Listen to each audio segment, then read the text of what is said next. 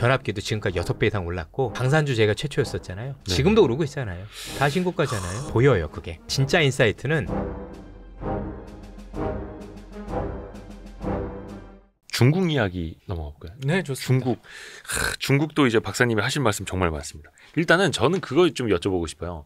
중국 경제가 물론 이제 많이 성장률이 둔화됐다고는 합니다만 G2의 국가인데 그래도 4몇 %는 성장하고 있지 않습니까? 이 정도면은 사실 우리나라 거의 성장률보다 훨씬 더 높은 건데요. 거의 2배 가까운 건데요. 이 정도가 저성장의 늪이다 이렇게 볼 수 있을까요? 예. 왜 그러냐면 너무 경제 성장은 세 가지로 구성되잖아요. 네. 이제 첫 번째가 뭐냐면 노동력 투입, 두 번째가 자본 투입, 네. 세 번째가 기술 이렇게 볼 수 있습니다. 네. 근데 이제 첫 번째 노동력 투입은 이제 우리도 그렇고 중국도 그렇고 끝이 났고요. 이제 감소하면 인구가 감소하지 감소하니까. 줄 수밖에 없고 특히 그 근로자당 노동 시간이 줄어요. 근로자당 노동 시간. 우리 52시간 근로제 이런 그쵸. 것들 때문에 앞으로 우리나라도 이제 노동 쪽 성장 기여는 계속 마이너스다. 그래서 이제 성장률의 마이너스 기여는 거기서 발생할 수밖에 없어요. 그리고 우리는 자본 투자가 한 1%, 그리고 기술 혁신이 1.5% 정도에서 연 한 2% 정도를 성장하는 나라죠. 예.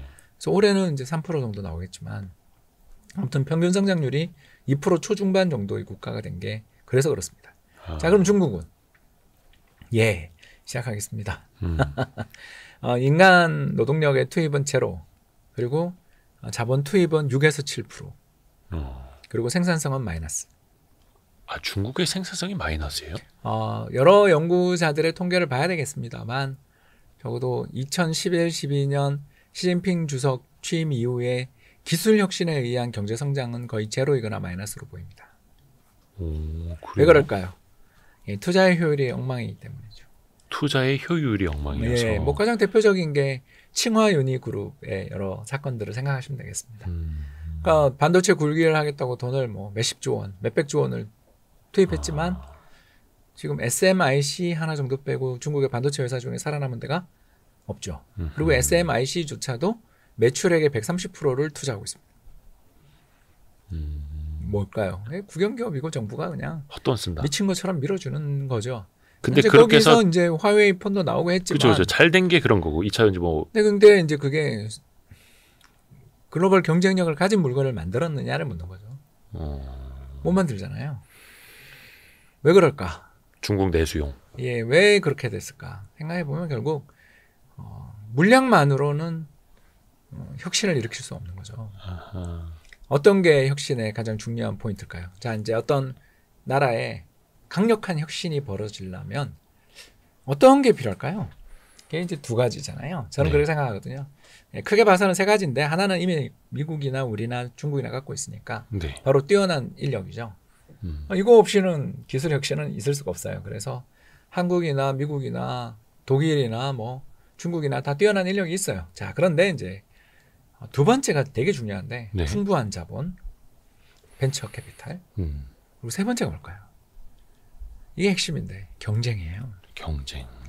그러니까 미국 보세요 지금 AI, 제미나이나 코파일럿이나 오픈 AI나 뭐나 아무튼 오픈 AI에서 나온 게 챗GPT죠. 아무튼 나올 때마다 지금까지 나온 건 다 쓰레기를 만들며 나가고 있잖아요.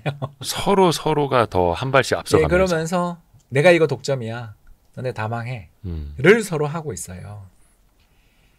그러니까 그 부자 빅테크가 죽자고 머리 쥐두고 싸우면서 서로를 죽이려고 독점을 하겠다고 아우성을 치며 싸우고 있는데 중국에 그게 있어요?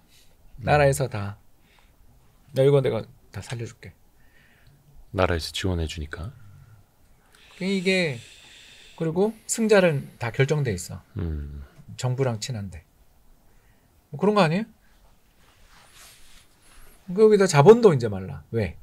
이번에는 아니군요. 2021년에 엔투그룹이 상장하려고 그럴 걸 못하게 막았던 거 기억나시죠? 아, 예, 마윈의 그리고 엔트그룹. 더 나가서 미국에서 상장하려고 했던 디디 추싱 상장 포기시켰던 거 기억나실 거예요. 네네네.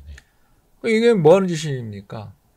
세계에서 가장 자본 비용이 낮은 데 가서 상장을 해서 거기서 애들이 큰 부자 되는 거, 그걸 보고 그리고 그 부자들이 또 주변에 VC들 돈도 뿌려주고 블라인드 펀드로 돈도 뿌려주고 LP로 돈도 뿌려주면서 또 그 돈을 들고 창업하는 기업들한테 돈을 쏴주고 이러면서 가는 거잖아요. 그렇죠. 근데 그 좋던 생태계가 중국에 있었단 말이에요. 둥관춘을 중심으로 해서 뭐 어마어마한 벤처 캐피탈 자금들이 육성되고 있었고 벤처가 엄청나게 육성돼서 우리가 그 이전에 바이두, 알리바바 그리고 텐센트에 이어서 그 밑에 얼마나 많은 혁신적인 기업들이 수도 없이 등장하고 있었는데 2021년 공동부유하면서 다 때려잡았잖아요. 그럼 요새 중국 기업들 중에 떠오르는 회사 있으세요? 아니, 이 세 개 말고 빅3 말고. 그죠. 한때 잘 나가다 한 번씩은 다 얻어맞은 기업들이죠. 예, 공산당만 안 그래서 들으면. 뭐 알리, 테무, 중국의 공급과잉돼 있는 재고 땡처리하는 회사들. 아니 그 가격이 나오려면 그밖에 없어요. 네. 과잉 생산과 디플레 땡처리. 때문에 경제가 그렇게 된 거니까. 결국 경쟁도 없고 자본도 없는 경제가 자본은 많죠. 아까 이야기한 것처럼 정부가 돈을 뿌려주는데 그게 비효율적이라는 거죠. 그러니까 시장이 알아서 여기 될 것 같아 하고 벤처가 여기 투자해가지고 내가 이거 인센티브도 받아가야지. 그죠? VC들 심사역도 받아가야지. 뭐 이러면서 탐욕이라고 해도 좋지만 적극적으로 아무튼 모험적인 자본을 가지고서 잘 될 것 같은 기업들에게 돈을 뿌리며 거기서 뭔가 혁신적인 기업이 나오는 거고 뭐가 시장에서 우리도 카카오 저렇게 됐지만 카카오 네이버도 다 벤처였잖아요. 네. 그리고 그 카카오 벤처 뒤에 지금 상장 준비하고 있는 마켓컬리라든가 예를 들어서 야놀자라든가 지금 미국 가고 있는 배민 팔렸지만 뭐 아무튼 수많은 스타트업들 기업들이 우리나라 즐비하잖아요. 네. 토스도 있고.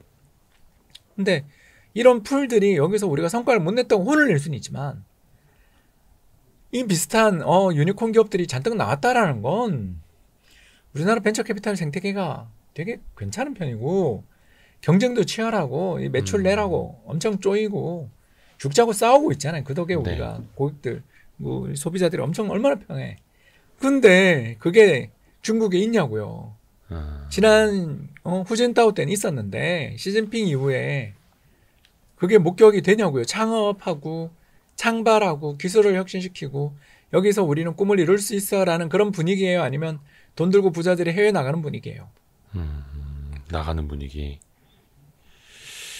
분명 그 나라의 미래는 성장률이 4.7을 찍었다라는 걸 저는 인정할 수 없다는 거죠. 저건 아마 공식 성장률이라는 거죠. 세계에서 인구가 두 번째로 많은 나라이고 G2 국가인데 미국보다 성장률 발표가 2주나 빠르다. 이거는 리포티드 GDP인 거지. 그냥 정부가 숫자로 써서 이렇게 발표해라고 하는.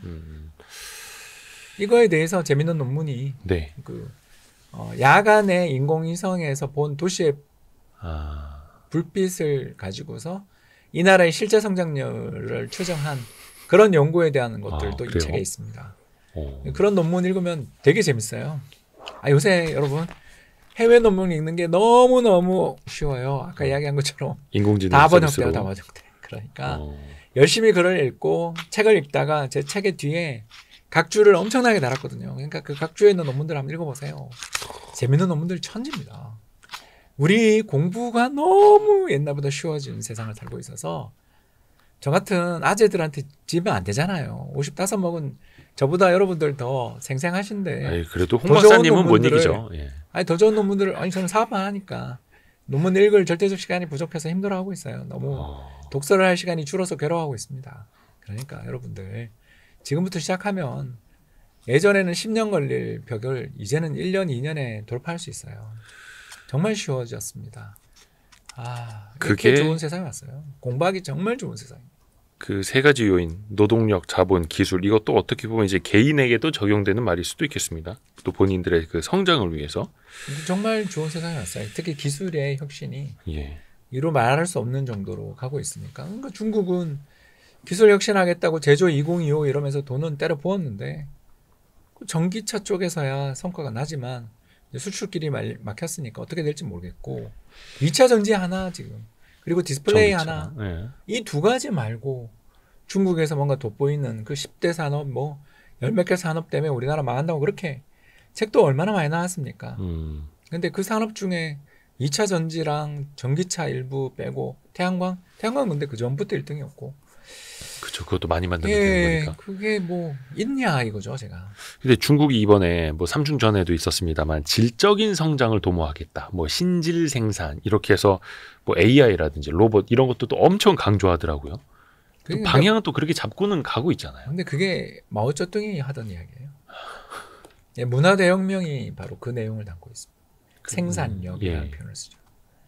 그때 뭐 농업 쪽에 초점이 좀 맞춰져 있었습니다. 그리고 이제 철강. 농업 철강. 예, 제가 이제 왜 이 말씀을 드리냐면 시진핑 주석의 반부패 정책은 공청단 쪽에서 왕징이라는 분이 했던 걸 받아들인 거고요. 정치 노선은 보시라이 쪽하고 되게 닮아 있는. 그래서 중국의 그 양대 파벌에 너무 그 서로를 끝까지 몰고 가는 치열한 싸움을 중재하며 시진핑이 정권을 잡았고 그 양대 파벌의 주장을 다 수용해서 정부를 운영하고 있거든요. 그래서 그 질적 성장 이건 다 이제 좀 어떻게 말하자면 주자파가 아닌 마오파 쪽에 그러니까 경제의 질적인 성장을 시키겠다라는 말은 그러니까 이전에 있었던 선부 사회가 아니고 네. 공동부유 사회를 더 강화하고 우리는 생산성을 향상시킴으로써 인민들의 질적인 삶의 수준을 개선시키기 위해 노력하겠다라는 그런 선언이고 어떻게 보면 균부론인 거죠. 사회주의 국가답게. 예, 그리고 나라에서 이런 중요 산업을 우리가 밀어주겠다. 그때는 옛날에는 농업과 철강을 밀었던 것처럼 밀어주겠다라는 건데 아까 이야기한 것처럼 그 투자가 정부가 판단해서 그렇게 하는 투자가 대단히 비효율적이라는 걸 이제 알게 됐잖아요. 그런 것도 인정을 좀 해야 되는 거 아닌가. 근데 인정 안 하고 계속 하겠다. 결국 이 산업 전광리는 공급과잉으로 가겠다. 세계 앞으로도. 시장을 피바다를 만들어서 이 제품들로 우리 중국이 세계를 장악하겠다. 이제 이런 쪽의 생각인 거죠. 그러니까 말로는 질적 성장을 외치더라도 실상은 계속해서 과잉 생산, 양적으로 갈 수밖에 없다. 그리고 공동부유를 밀고 나가겠다라는 의미로밖에 그러니까 변화가 없다라는 평가를 받는 거죠. 정책 기존의 노선에 변화를 이번 회의에서 발견하기 어려웠다라는 평가가 나오는 게 기존에 하던 거니까요. 이거는 2021년부터 하는 거잖아요. 기존에 하던 것으로 더 G2 국가가 패권 국가가 될 수는 없을 거 아니에요. 이제 어디가 망해야 되는데 그게 이제 찍힌 뭐 마음에 안 드는 이런 데만 망하잖아요. 컨트리 가든이나 헝다 같은 데나 망하는 거지. 중국 공산당에 밀접한 연관을 맺고 있고 중국 공산당 내에 굉장히 그 네트워크 속에 있는 그런 기업들은 계속 투자를 받아서 잘 나가잖아요. 그 특히 이 중국의 그 최대 문제 중에 하나가 환투기. 그러니까 중국에서 돈이 계속 해외로 빠져나가는 게 지금 문제잖아요. 네. 근데 상하이차나 지리차는 세계 시장에 나가서 얼마든지 M&A 하거든요. 이게 완전 내로남불이 정착돼 있단 말이에요. 이게 효율적인 자원 배분으로 이어지는지 우리가 알 수 없죠.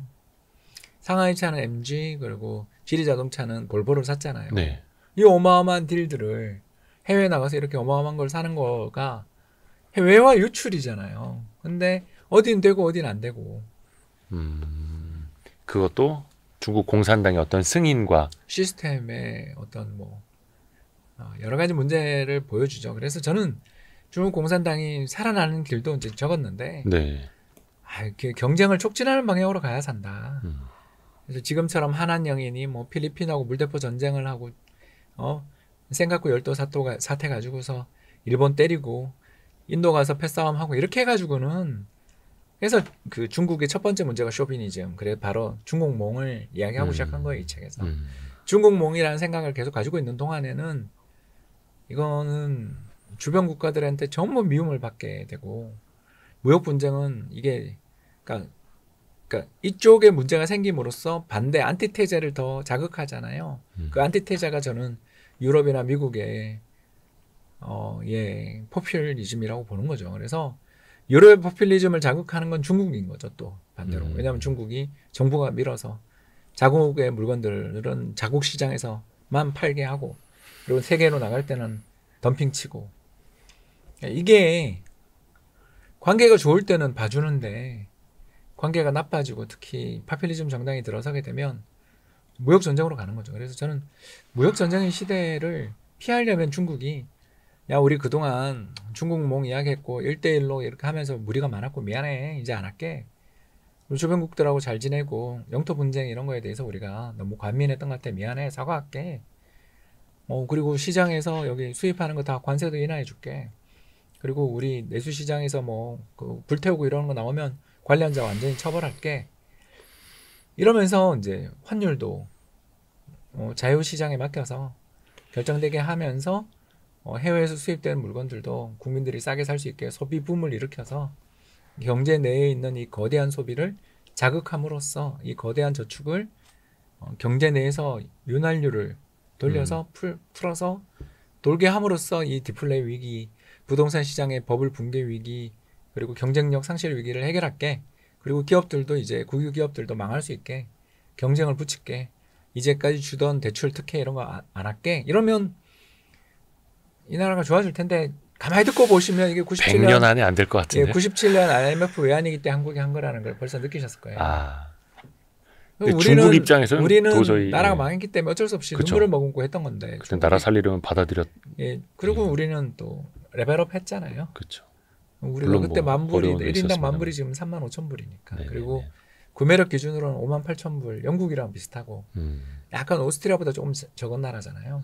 우리가 요새 한국 사람들 유럽 가면 물건이 비싸다는 생각 잘 안 하잖아요. 옛날하고 다르잖아요. 미국은 비싼 거 확실한데 유럽에 가서 생각보다 옛날만큼 비싸지는 않다는 느낌들을 받는 이유가 우리가 그만큼 잘 살게 됐기 때문이잖아요. 그렇죠. 그런 것처럼 이게 우리 경제가 외환위기 이후에 분명히 부정적인 면이 생긴 건 사실이지만 국가 경제가 잘 살고 국가 재정이 튼튼하다 보니까 다르게 이야기하면 정부가 또 퍼줄 수 있는 돈도 많잖아요. 네. 이거 저거를 우리가 생각해 보면 중국이 이 길을 가면 살 길인데 안 가겠죠. 그러니까 답은 아는데 안 한다라면 어쩔 수 없는 거잖아요. 예. 하여튼 제 생각으로는 우리는 IMF 이후에 어쩔 수 없이 받아들여야만 했던 것들. 중국은 지금 상황에서 전혀 바뀔 것 같지는 않고요. 특히 현재 정치 구도에서는 그 도전받기 싫어하잖아요. 예. 한 가지 확실한 건 남들보다 항상 빨리 봤던 것 같아요. 예. 변압기도 지금까지 6배 이상 올랐고 방산주제가 최초였었잖아요. 네. 지금도 오르고 있잖아요. 다 신고가잖아요. 결국은 갈 종목들은 다 갔어요. 쉽게 설명할 수 있다는 얘기는 거기에 대한 기본 원리나 틀을 다 알고 있다는 얘기가 되는 거니까 보여요. 그게 진짜 인사이트는